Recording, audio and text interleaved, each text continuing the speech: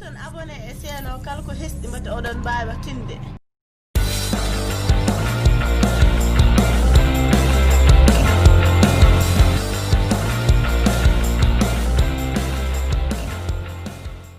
assalamu alaikum bandiraɓe musidɓe tedduɓe heeɗi mi salminimon.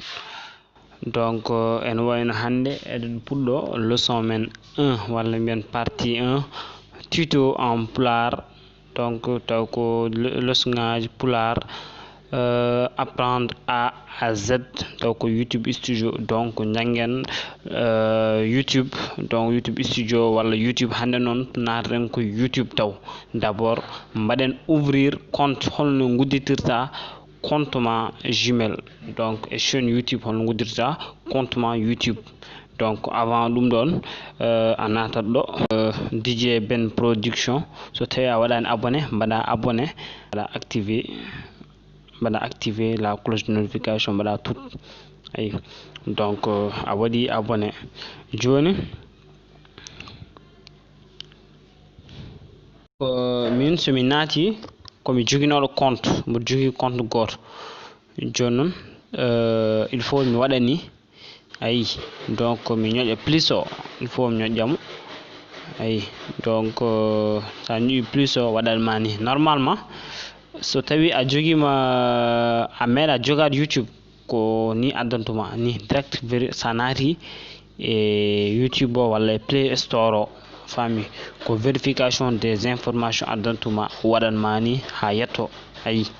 So tawi aɗa jogino compte mbaɗa ɗo, kono enen hande noon ko créer un compte. Donc an mbaɗat woni firti créer un compte woni a uddittu compte mbaɗa créer, ñoƴƴa créer. joni ɓe mbima mbaɗa ko pour an walla pour entreprise ma. Donc compte o ko pour an, joni ko pour o gonɗo dow pour moi o ñoƴƴata dow paɗa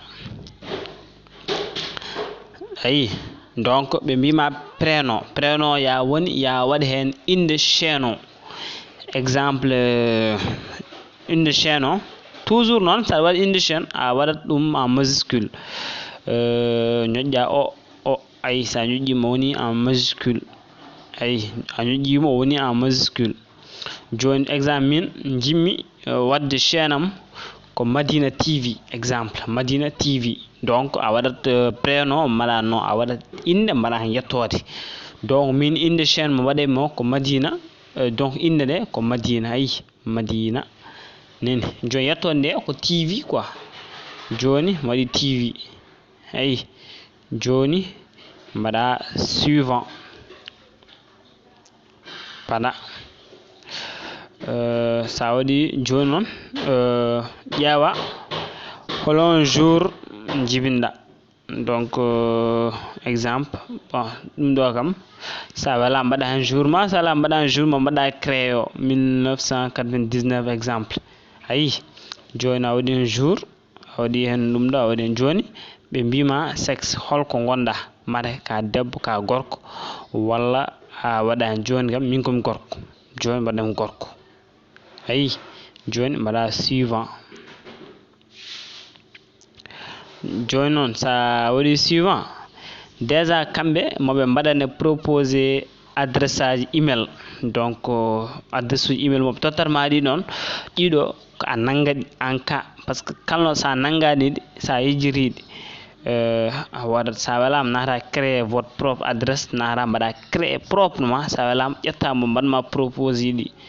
exemple ɗo joni Madina TV 944 ñoƴƴa. so tawi ko adresse premier mon welma walla ko TV Madina 878, so tawi an a natat nder ɗo mbaɗa créer propre ma. donc ko an andi. mais min joni comme que jimmi ko weeɓi, donc Madina TV 944 arobase gmail.com on ƴettami. joni mi waɗi ɗo flèche o, donc gon dow après mbaɗa suivant ayi. joni sa waɗi suivant ɓe mbima ya waɗi hen mot de passe ma. mot de passe ɗo gandanɗa hoorema, mot de passe o ayi. donc o foti wonde ko lettre uji e chiffre uji. donc mot de passe o wona ko chiffre uji e lettre uji, mais min je préfère wadde hen numéro. exemple donc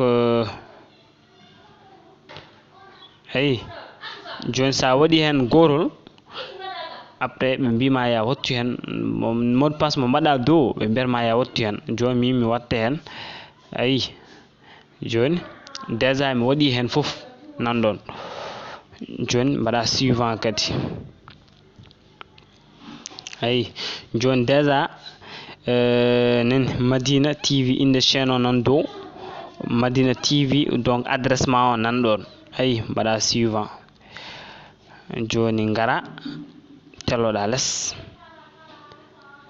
ayi ñoƴƴa mi jaaɓi j'accepte joni kadi wayani saɗa siftara début o ko ni wano donc il faut arta ɗo kadi donc so arti ɗo donc ayi waɗi déjà ari quoi nene donc ñoƴƴa ɗo jungo ma ñaama ma yiga waɗa m nanga guelɗo ñoƴƴa guel donc cela veut dire pour l'instant ni a waɗi ouverture compte o a uddiri compte Gmail o joni ene heddi mbaɗa créé chaîne a wawa wiide ya jogo compte YouTube tawa uddirani chaîne saɗa nana chaîne ko ɗum ɗo gara créer votre chaîne e bindol gongol dowgol walla saaha wonen téléphone am mbiyatma ko ma chaîne ñoƴƴa ɗum ayi donc sa ñoƴƴi ɗum ha paari waɗanma donc Madina TV inde chaîne ma o nen déjà waɗanma créer une chaîne ya waɗ créer chaîne o woni chaîne o joni mbaɗa créer donc ɗo hankkadi firti ko compte ma o ayi chaîne créé chaîne o waɗama créé déjà hay vidéo goto ala ɗo firti joni joguiɗa compte YouTube donc sa ari ɗon kadi ha ari ha ɗon ma yiiɗo paramètre el toksil nen guelɗo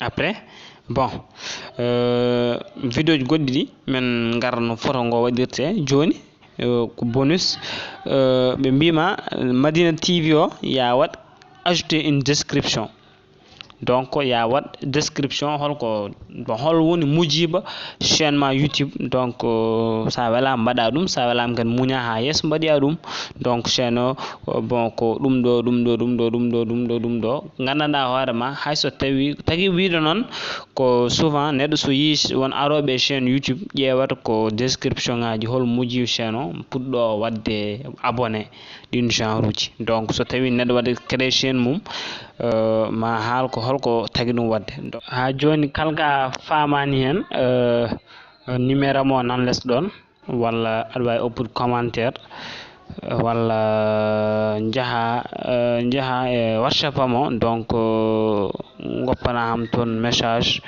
inchallahu rabbi momi fammin moon ha ɓe ɗon famta so Allah jaaɓi mi salmini moon mi juuri moon wassalam.